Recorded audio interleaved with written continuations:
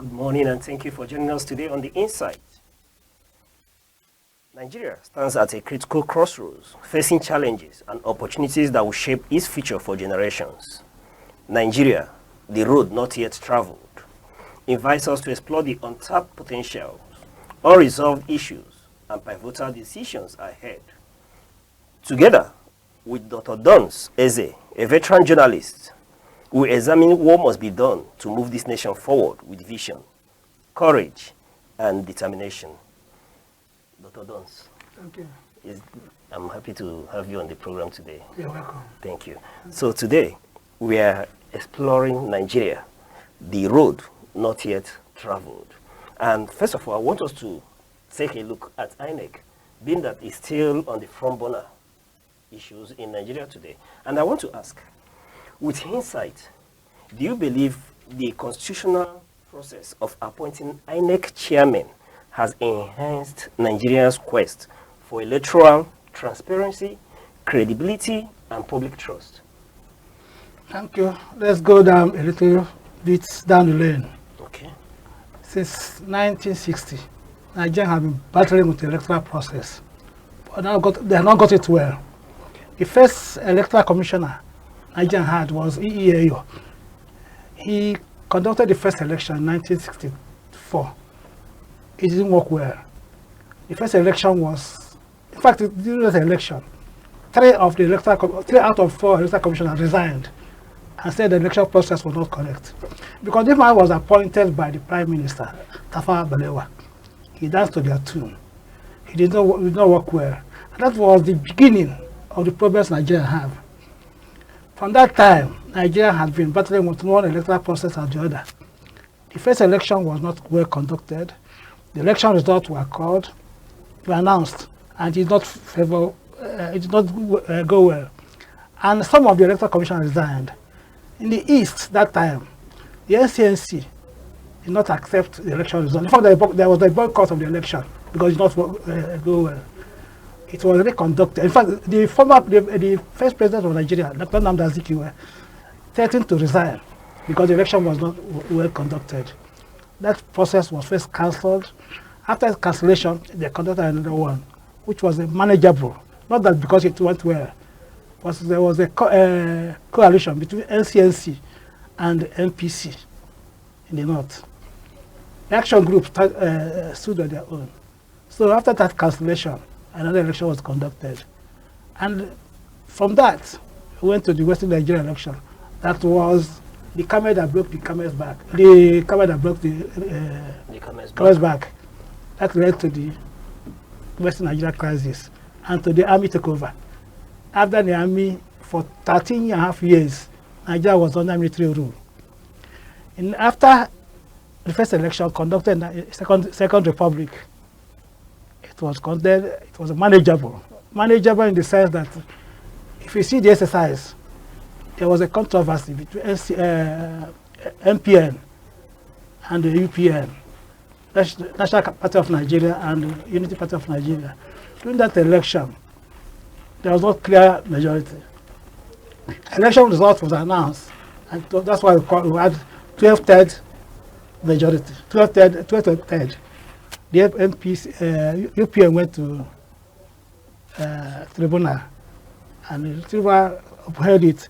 That time, Nigeria had 19 states. The issue at stake was what constitutes the 2/3 of Nigeria. Because MPN won in 12 states. They didn't make it in Kano, which was the 13th state. They went to Kano and said it was 2/3 of Kano that made it up. So that crisis persisted. After the Second Republic, now came another military regime. Babangida battled with his own system from one electoral process to the other, from one to the other. First of all, he wanted to hand over in 1990. He shifted it to 1992 to 1993. And then after the election that Abiola supposed to have won, did not go well. All these processes, because the people in power, the person in power, appointed the electoral henchman, and that person seemed to be dancing to the tune of the person that appointed him. Now this time around, we have a new man that appointed Omugwo, which they say is a clean man. Yes, he may be a clean man because all testimonies says that he's a clean man. And he himself has said he wouldn't like for tribunal to dictate who is going to be the president or who is going to be the governor. Let it be decided on the polling booth. It's correct. But will the system allow it to happen? Okay. Somebody appointed him. And it seems to me that he is likely to, that's to the tune of the man who appointed him. If not, there might be a problem. So there's a lot of things. If we bring an engine here in Nigeria, under the system we are operating, it might be difficult for that engine to deliver. It might be difficult for the engine to deliver because of the system. Okay. The system that we have, somebody appointed you and gave you all the, he might not even allow you to perform or even put a wedge, plug block on your way. You can't do it alone. From Abuja, the man who is there as electoral commissioner, the Omugwo, who is the INEC chairman, he can't be in Abuja and be in Enugu and be in Calabar, be in Borno. Some other person along the line might have problem with him, and that person might dance his tune. If I were to ask to recommend, I would say, okay, these people who are there now, change them, maybe a month before the election itself. Because if they're entrenched in a particular place, those people who are manipulating the system will also get at him. But if he change them, transfer them from here to here, it might be difficult for the person, for the people to regroup and get the people. So for me, Omugwo might be a clean man, but people who are working him are there as clear as him. The men who appointed him, he has a purpose. He won't allow somebody who he appointed to derail him. Okay. It's my own take on that. All right. Doctor, yes, sir. Still speaking on the process, I know for you, you would advise that at the subnational, the states, they should remove whoever is there 1 month to the election. Period. But speaking to the process now, and if Dr. Dons Eze is called upon to advise, what would you suggest that would do as regards the process? That's what I'm saying now. Change the electoral commissioners. No, I'm speaking to now beyond the electoral commissioners at the subnational level. The president should not be appointing appointing the chairman. So what process would you suggest that would do if we take it away from the president? Where should it go to? It should go to the National Assembly. Maybe ask the states, or have a neutral body that will appoint the electoral commissioners. A neutral body, not the president appointing him. If that neutral body appoint the electoral commissioner, and chairman or other commissioners, they will go to the process. But allowing the president to appoint somebody who is going to supervise his own election, you will not get somebody that is going to get him out. All right. Let's look at defections in Nigeria. You know, defections didn't start now. It's always been there. But given the spite of defections in this dispensation, we've seen APC controlling more states than what we've ever witnessed in the recent past. And I want to ask, do you think Nigeria is tilting towards a one-party state? And if that is feasible in Nigeria? There are going to be more defections. When the time comes now for primaries, those who fail to win the primary will also defect. So it's not likely that Nigeria is going to be a one-party state. Nigeria is too big to have a one-party state, like what is happening in Cameroon, happening in Ivory Coast, where somebody has been in office for 43 years, and they elected him again. The same thing with Ivory Coast. Nigeria is too big for that. It's too big for that. There are going to be more defections. By 2026, you see more defections. People who are now in APC, if they fail to get that ticket, they will go back. They will also defect to another party. Okay. So, you say Nigeria is big, but in China today, we have a one-party state. And China, by population, is bigger than Nigeria. Yes, the system in China is communism. Okay. They're not the same thing to Nigeria. Okay. The system in China, so one person dictates what is happening. Since Mao Zedong was there have been one-party system, communism. Nigeria is not tilted towards that area. Okay. But what you're seeing with the rate of defections to APC, close to the election, let's talk about the primaries, for example, you're seeing an implosion in APC. There's going to be a very big explosion in APC. Okay. APC won't have it smooth there. All right. But do we speak to ideologies of these defections? There's no ideology in Nigerian politics. So they use the political party as vehicle. Nobody has, there's no ideology. Somebody in APC, PDP goes to APC, APC to Labour to, there's no ideology. What they are looking for, a vehicle that is going to help them to achieve their purpose. But I want to ask Dons, you've covered these situations from the past, coming forward. Would you say that it's been the same? Or since return to democracy in 1999, it tends to shift towards individualism and self-realization of private ambition and all that? The same thing we witnessed in the same politics in the First Republic, Second Republic, Third Republic, and Fourth Republic, the same thing. The same individual are shifting from one party to the other. There's no, it's only UPN that time that seemed to have an ideology. But the rest, Kanu man, Amin Kanu was principled. He couldn't have defected to MPN. And even though they started with MPN, but when he saw the MPN was not doing very well, he went and formed his PRP. That PRP remained there until he died. So there is no principle in Nigerian politics. People defecting. If you go to Second Republic, NPP was founded by Waziri. Then when it did not go well, he left and formed GNPP. Okay. And also the same defection going up and down. Those, can this situation be salvaged in Nigeria? Because everybody, I've spoken to a lot of persons, analysts, professionals, politicians, everybody tends to point to the same direction, lack of ideology. There are ideology Yes, now. but is there anything that we can do as a people to see that this situation is dealt with? You see, the problem we have is when we talk of freedom. Okay. You cannot force people to stay one place. Okay. We got abroad. Our first system was parliamentary system, the British parliamentary system, Westminster system. We didn't work well. We went to America and borrowed the American system. But did we follow the American system? Even that British system we followed. We didn't see somebody from Conservative Party going to Labour, or Labour going to Conservative Party. In the US, you will see the Democrats going to Republican. They remain where they are. But Nigerians are self-centered.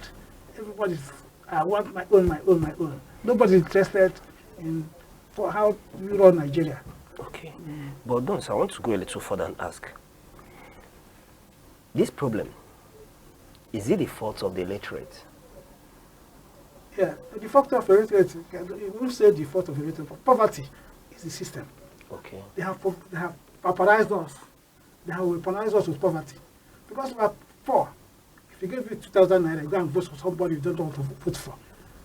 Because you are poor, you go and ask you to invite you to a political party that you don't want to belong to. It's poverty. Because the system, I still talk of the system. System has weaponized us. It made us to be very poor. If the system is little liberal, it wouldn't have been like that. There's no, in Nigeria today, there's no middle class. But you have very few at the top, and most of us at the grass level. There's no middle class. All right. Now let's look at industrialization. It does. You know, despite the oil booms in Nigeria and attempts in the 70s and 80s into industrialization, we'll talk about the Ajokuta Steel Company and some other attempts. Nigeria consistently failed to achieve any significant industrialization efforts, not minding the vast resources and the population. What would you say is the problem? How we start industrialization? When one was that the leadership still do not want us to industrialize. One, you have to have a base. There's no electricity. You can't industrialize with electricity, without electricity. When you have that basic fundamental They start talking and we are borrowing our technology from outside. But the technology we have, the industrialization we have, is not indigenous. Ask Russians to come and do Ajekuta for us. They have been doing it, they failed. We're now turning to China for us. But we have people who have done it for us. But because of ethnicism, tribalism, we won't allow it to work. Who are these people? The system for the 1980s, when they brought, Ajekuta was dying, they brought one Dr. Ezemanari from Canada or China, Canada, to come and help develop Ajekuta. The man was doing it with his sense of responsibility. But at a stage, he didn't allow him to go, to continue. We have the best brains. Look at during the war, Biafra had a very big, research and production. They were able to withstand Nigeria with their thinking tank. They developed a lot of technology. They mined our oil. They developed war weapons. And they would allow it to go up. At the end of the war, Asika came and said, let this brain that did it in Biafra, do it for us. But that was why he established Proda. But they allowed Proda to die. What did Proda do? All the things they produced, they didn't allow it to go. They keep on frustrating Proda. They don't give them money because of it. They said, if you allow them to come, they will do another Biafra. But why? Open your mind to people who can help. Proda is not working anything. Even though the brains that did it were there, as you can assemble them, but I frustrated those brains because of ethnicity. Okay. If Nigeria were allowed to, when Nigeria were open their minds, forget where you come from. Look at what they have in football now. Maybe they don't consider ethnicity in football. That's why Nigeria played well. But when they start bringing somebody from, because you are from this place, you are from this place, nobody plays with his heart. Okay.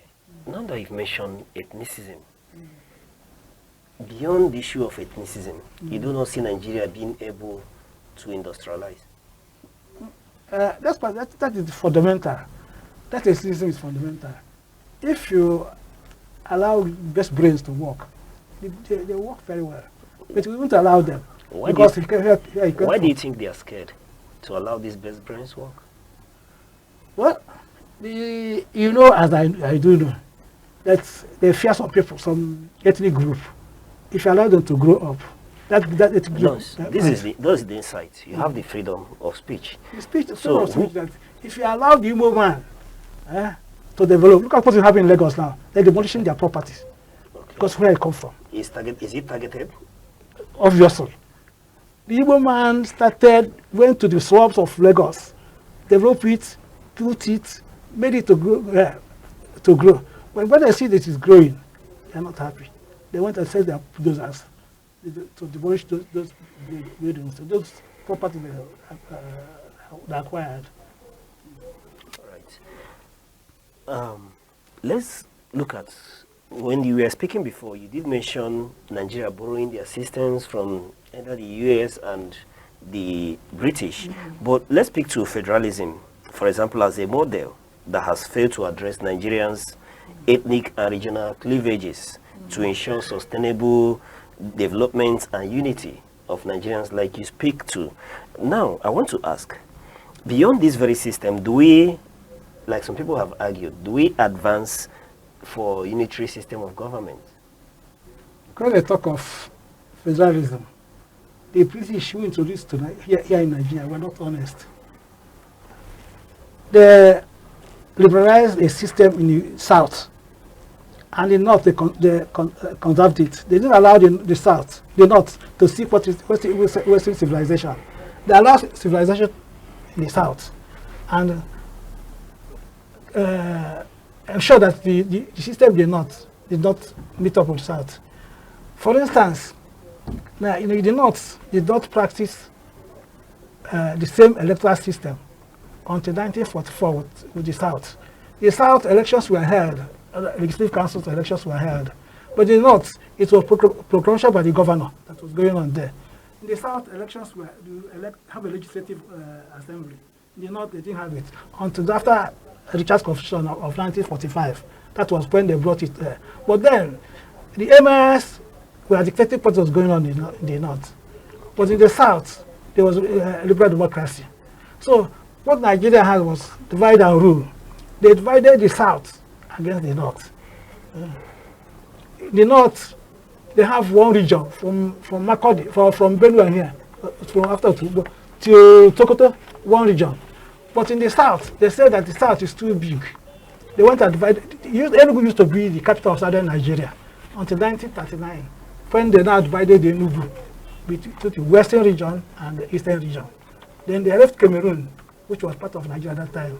So in the north, from Sokoto, Ahmadu Bello was decided what was going on in the north. But in the south, Awolo and Azikiwe were fighting themselves. Henry was there in the Cameroon. So there was no unity. So what they did, they had to make sure that they crippled Nigeria. What they were doing was divide and rule. The south, the west will be fighting the east. The east will be fighting the Cameroon. The north remain one. So that's why it is difficult for Nigeria to be one. And that was when the people came in 1960 coup, the January 1960 coup. The people were ideologists. They didn't know why they wanted to test where we come from. They made sure that our interest was one Nigeria. But it didn't last long. Because the people who planned the coup did not execute the coup. Did not execute after or implement what is going on. Zogu that executed the coup was arrested and detained. UNC was not part of the coup. UNC did not coup the ideology of the people who organized the January 15 coup. Okay. But still speaking to this issue, would you say that the system in the north failed better than it is in the southeast? They did not open the north At all. to civilization. They made sure that the north answers yes, yes, yes. Zombie, zombie, zombie. Ahmadu Bello decides anything, everybody goes to it. They didn't allow people to go to school in the north. They allowed pauperize them.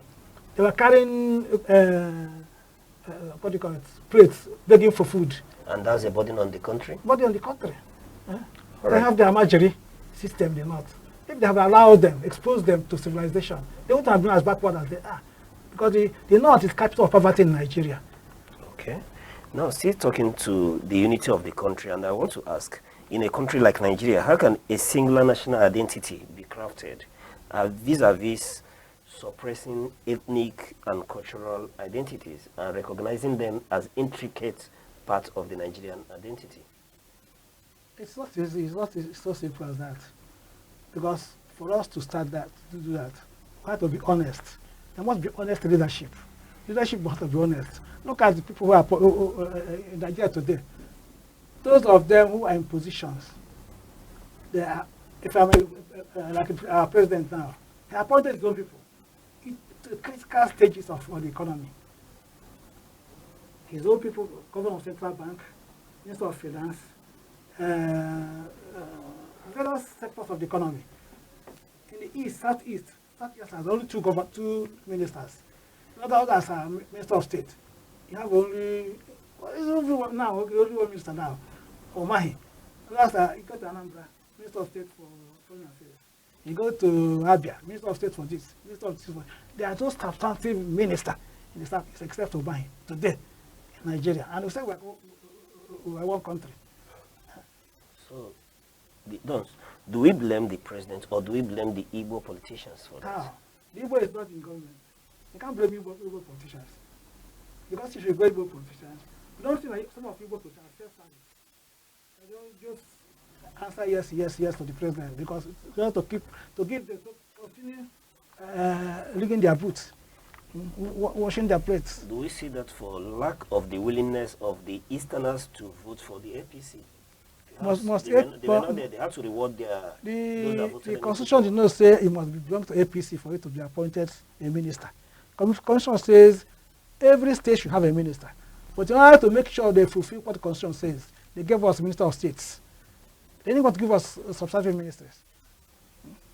So if we say you must vote for APC, suppose you vote for APC and APC fails to win, must you vote for that party now for you to be appointed?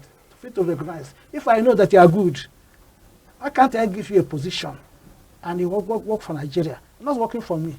If I know that you can perform here, I point you to that position. where you go to perform and deliver to Nigeria and not for yourself. Okay. All right. Well said. But I still want to, before we go on a short break, I want to probe on the issue of agriculture. Now, we witnessed in this country, there were periods when we talk about the granite pyramid in the north, the cotton industries. We talk about palm oil flourishing down southeast, and you talk about the cocoa in the southwest at that era.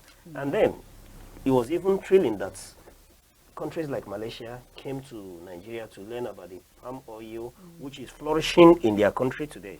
But I want to ask, given this whole boom that we witnessed in this area, Nigeria in this time is dependent on food importation for food security.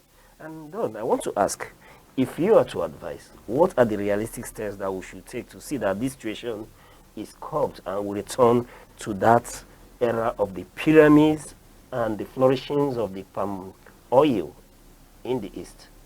Do you know what led to the decline of agriculture? People don't lose interest in agriculture. Okay. What led to it was the discovery of oil. Okay. Oil, petroleum product. Oil was coming. Nigeria, before that time we were talking, oil was not the primary resources of the country. It was agriculture that made Nigeria what it was.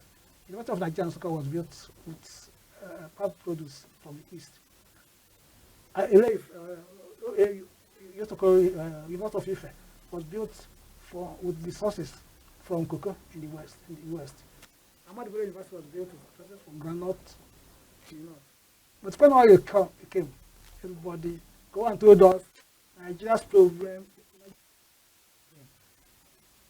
The problem of Nigeria now was how to spend money and not money again. And they rejected agriculture, turned their back on agriculture. Every month we carry our plates, go to Abuja to beg money to give us. And nobody, how about our plantation, farm plantation? Cashew industry is nowhere. It's abandoned. All those things we are giving money to the east, to the eastern region. Okpara relied more on agriculture. All this is the bit in Enugu was through agriculture. But as soon as oil was discovered, it made us to abandon agriculture. In any case, federal government do they have any land? Just the decree says that the land, that all lands belong to the governor of the state. But you have Minister of Agriculture. Why are they farming? There's no, you can see anyway, just window dressing. They just making noise and have agriculture. They don't practice agriculture. The moment we realize our past, the better for us. Not depending on petrol products, on oil. That is the problem we have. All right, Dons, we'll go on a short break. When we return, I'll ask how we can reverse this trend. Thank you very much. Hello, I'm Debra Wakoba. I am Chidimike Mede. I am Uche Osai. I'm Chiwendo Ifeonwankwe. My name is Obina Samson. Please keep watching Aneke TV, or you can visit us on our socials like Instagram, Facebook, X, TikTok, or YouTube, all at Aneke TV. This is Aneke TV. We move with the world.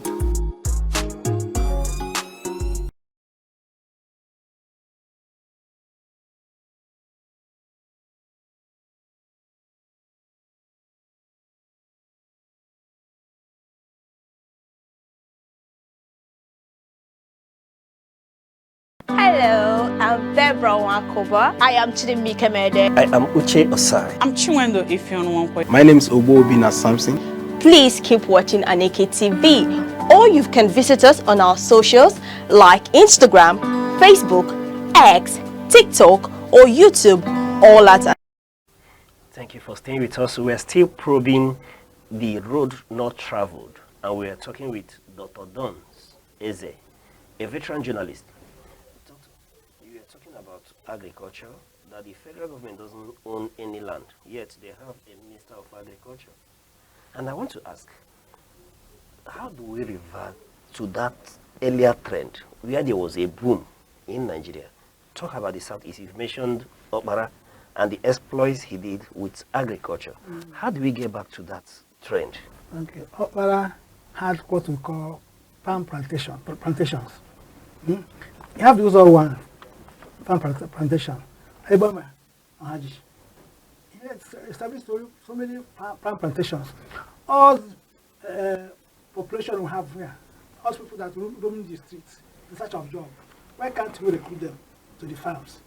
Why can't we use them? What they are doing is riding Okada, riding keke. But if we have a focused government, create farm settlements, put these people there, they will be working there, and agriculture will start to have that to do. That was what Opera did. Like we said at the beginning, Nigeria, the palm plantation, palm produce from Nigeria was taken by from here to Malaysia. Malaysia developed it, and when I imported palm oil from Malaysia, if we were able to set up farm settlements, revive the agriculture. I mentioned cashew industry earlier, but it has been abandoned for the past 50 years. Since after the war, it has not breeding anything. But we were making a lot of money from it before Opera was there. Opera Group will have those farm settlements. If you know some area that is good for, it is cocoa in the Calabar area. It's a big cocoa plantation. Palm plantation is there at one.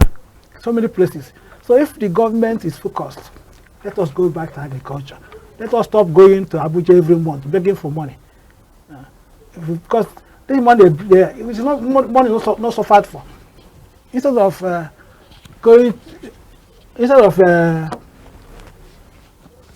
using that the agriculture, what we are doing is to go to Abuja to beg for money. When there's a problem in the petroleum sector, the government will collapse. The only thing is let government be more serious. Like I mentioned, the Minister of Agriculture, I don't know where the federal government farms have there. At least not in Enugu State. And I have not seen any federal government farm in Enugu State where we have Minister of Agriculture. What is he doing? It's not policy formulation. That's all. Can formulate policy, yes, but the practical aspect of it should be done by the region, by the states. Okay. Now that we're still talking about agriculture and all that, it still brings us back to what we were talking about, the issue of regionalism. And I want to ask, should Nigeria go back to regionalism? Do you think we will thrive more in terms of replicating those earlier trends in agriculture, development, and all that? How do we start regionalizing? I will combine like Southeast and 5 states. I will bring them together as one state, as one region. As we had before. And how do we start it? So it's no longer feasible. It's not so easy. No state, nobody would like his own state to collapse. At least if it's for anything, he's giving employment to some people. Because when you have a state government, you have everything down the line, even though it consumes a lot of money. But we have started it. You cannot go back to what they're now proposing more states instead of regionalizing. It's not so easy to go back to that system we had before. Okay, I was coming to that, but you've mentioned it. I wanted to ask your opinion on the issue of more states. I beg the fact that other regions are going to get an additional state, and Southeast that had less is still going to get one. I wish we are going to have state created. No civilian government has created states since Nigeria, except Midwest, that was created in 1962 through the controversy NCNC and APC. Sorry, what do you call it? NPN. You have NCNC. You have AP. What do you have in the north? You have NPC. Northern Congress. Because that time, Awolowo was sent to prison. So the NCNC was able to come together with NPC and create Midwest. That time, there were other requests for state creation. The Job People's Congress was asking for their own state. The Midwest state was asking for their own. But through the connivance of NCNC and NPC, they were able to create. So no civilian government has created any state. So I was sure that these people who are talking of state creation are not just making us, the more you look, less you see. So you do not believe in the possibility that this administration will be able to do that? It's difficult. Because you have to go through a lot of systems. Okay. The state legislators have to agree, and a lot of things they have to do. Okay. Now that we're talking about state creation and all that, let's talk a little bit about the national politics, especially with regards to the opposition and the crisis that we're witnessing. I don't know if you're conversant with the happenings in the PDP. Yes. Would they- PDP, Yes. because they showed themselves on the foot in 2003, Okay. when they were talking of the North should not have the national chairman and also have the presidential candidate. But because some people were interested in people who are always contesting for election, they didn't want that thing to happen. What they did was we have this G5 governors. They tipped themselves, led by Wike. Wike always has his own voting ambition. He wanted to be president. He didn't get it. So, of course, I cannot eat. Let us scatter it. So, because we were not able to get the presidency or vice presidency in 2003, he went as the PDP. And he made sure his own men are there who are doing this. They're talking of having their convention in November. Let's pray that it works out. But Wike is not sleeping. He makes sure that Tinubu will not have any opposition in 2023. That Tinubu will be a sole candidate. When he destroyed PDP, he wanted to destroy ADC. Maybe Peter Obi are not yet declared where he's going to run, if he will run. Jonathan was talking. So Wike's own game plan was to make sure that Tinubu was a sole candidate in 2023, in 2027. But it might not work that way. There must be some place of opposition. Okay. But these same scenarios that we are witnessing now, was it not the same from your experience and coverings? Was it not the same that caused or led to military coups in the past administrations? That was why there's a rumor of coup. Okay. It is because of our inability to manage our political system that led the army to come in. The same thing, the same scenario is playing out now. We're not be able to manage our own system now. Somebody wants to be a sole candidate in 2027. I wish him well. All right. Let's bring it a little closer to 20th October. On 20th October this month, we witnessed protests. For example, the Free Nnamdi Kanu protests and all that. And I want to ask, do you think this issue of Nnamdi Kanu will be able to be resolved legally? To bring context to it, we've seen that he has entered a no-case submission, has refused and told the judge that he has not found anywhere in Nigerian law, no extant law upon which he's been charged, and therefore cannot enter into any defense. I want to speak with Nnamdi Kanu because I know that for the past 5 years, that case has been lingering in court. How long will it linger? It's either you decide it or you do not decide. First, it's not a court case. It must be a political solution. It must be a political solution. For Nnamdi Kanu decided to defend himself, I don't know. I'm not a lawyer, and I don't think it works well. The lawyers understand, they have their language. So I don't think Nnamdi Kanu has that language. Whether there is no cause of vision or no cause of vision, he knows. I'm not a lawyer, so I cannot speak for that. But if you're to look directly and advise this government, what would you be telling them? Why are they holding him? What did he do? Okay. I don't know why they're holding him. When they are negotiating with bandits, hopefully the bandits will come with their full military regalia and come to discuss, negotiate with government. And they know those bandits. Who is supplying that bandits with weapons they are using? How they get their use? How do they feed? And yes, they're holding one man. And what the one man is bigger than all the bandits that are releasing, giving amnesty to murderers, to drug addicts, and won't give them the kind of amnesty if he committed an offense. So isn't Nnamdi Kanu bigger than all those people that are releasing? They are giving pardon. Why are they holding him? So I don't think it's going to be decided in court. There must be a political solution to it. If the president is bold and so is man enough, let him release him. Nnamdi Kanu is not a journalist. Okay. All right. Still on the issue of 20th, the same 20th of October was the anniversary of the NSAS protest that happened over 5 years ago. And then I want to ask, you're conversant with that happenings. Do you think Nigeria has learned anything from that experience? They have not done anything. They say NSAS. Has NSAS been ended? They just changed his name. Okay. They have not done anything. But what they did was to use machine gun to gun innocent people down. They didn't. There's no reform of the police system. So the same NSAS that cry, they just change the name. They don't call it what was the name? SARS. They don't call them SARS again. They call them another name, but they're doing the same thing. The people they protested against. All right. Now we're speaking to insecurity now. What's your assessment of the security situation in Nigeria? And do you think it's time for state policing? What causes insecurity is what? Poverty.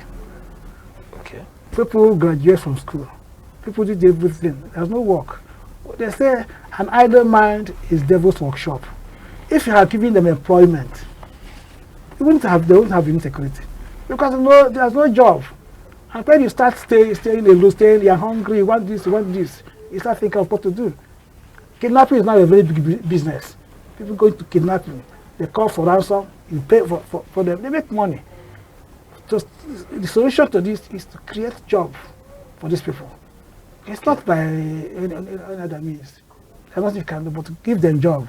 Okay. Or give them avenue. Make them think make it possible for them to have something doing.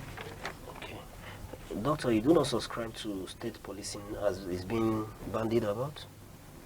The state policing has both positive and negative effect. Okay. Yes, positive in the sense that you know the people who are policing you. But in negative sense, it could be mismanaged. People use those people as thugs during the election period, and they use it against their perceived enemies, to harass their perceived enemies. That is the problem of what is happening in Anambra, where they have the Anambra people. But good enough, the minister, the INEC or whoever, or police IG, said they're not going to use it in the Anambra election. Okay. They're not going to be used in this election. And do you believe that? That is not going to be progress. Okay. Because if assuming that they come out and the police challenge them, or any other group, there's going to be a problem. Okay. Doc, before I let you go, I want to get your honest assessment of the President Bola Ahmed Tinubu-led administration vis-a-vis the previous government that you've covered. It kind of was Tinubu from Buhari. Okay. Since Buhari and Tinubu came, poverty has been entrenched in Nigeria. Sorry, Don, I want to get you correctly. You cannot divorce Tinubu from Buhari. Okay. The APC government. Okay, and government is a continuum. Continue. Okay. How much was dollar when Buhari came in? Okay. Can you remember? It wasn't up to 200 naira. Yes. But how much is dollar today? 1,400. 1,400. Do you compare darkness and light? Which one is darkness? Which one is light?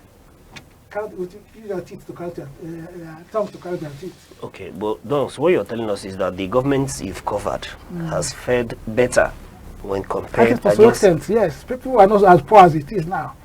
Okay. I cannot fuel my vehicle. Okay. I cannot fuel my vehicle now. You have a lot of problem in Nigeria. They say food prices are coming down, but who sent it up? I don't know those systems that sent food prices up. Because when insecurity is there, people cannot go to the farm. Go to farm and bring out food. It made food to go up. But if you can police the system and people are free to go to farm, in my own community, in my own village, people hardly go to farm because of fear of the farm herdsmen. But who brought them? It's not the APC government. So there's a lot of problem in Nigeria. But those, a lot of persons are still commending the Bola Ahmed Tinubu-led administration, at least for the boldness to cause reform, remove subsidy, and the likes. Remove subsidy. If you remove subsidy, what is the effect of that subsidy removal in your own person? Are you enjoying that subsidy removed? When Jonathan wanted to remove subsidy in 2012, the same board Tinubu led the demonstration against him. The same Tinubu that is removing subsidy in 2023 led demonstration against Jonathan. If Jonathan had been allowed to remove that subsidy that time, Nigeria would have stabilized. But they disorganized him. They led protest against him. Now they remove subsidy and say he's commending. Why are they commending you for the wrong thing has done? All right. On a final note, Dons, you are to advise this government and Nigerians. What will you be telling them? They should look at human life is very important. Okay. They said GDP is coming down. How does GDP coming up or coming down in my own life? How does it affect me as a person? Okay. It's not talk of GDP. It's just GDP is the Western world assessment. The poverty in Nigeria has increased. They say Nigeria up to 130 people are poor in Nigeria. Cannot meet United Nations United Nations standard. So GDP, they have to do the GDP. The GDP is what? How does I perceive it in myself, in my life, in my family? Can I pay school fees easily for my children? Can I pay house rent for my where I'm living? Can I build a house? How much is a bag of cement today? How much was it before they came in? So that's how to measure GDP. I'm not interested in this Western GDP thing. How does it affect human individual? Okay. On that note, as we conclude, the path ahead for Nigerians demands collective commitment and bold action. The road not yet traveled is filled with promises but calls for unity, integrity, and innovative leadership. It is up to every Nigerian to embrace this journey and work together to realize the nation's full potentials. Our future depends on the choices we make today, and Dr. Dons is a veteran journalist, has helped us astray from the past and the present, this road not yet traveled. Thank you, Dr. Dons, for being with us. It's a pleasure to have you. God bless. And we'll pray to have more of you going forward. Yes, you. and to you, our viewers, remember that on the inside, your view matters. Let us know what you think about this discussion and subsequent ones by reaching us with the hashtag #TheInsight, all at Aneke TV on Facebook, X, TikTok, and YouTube. Till we come your way, same time tomorrow. I still remain your host, Uche Osai. Bye-bye.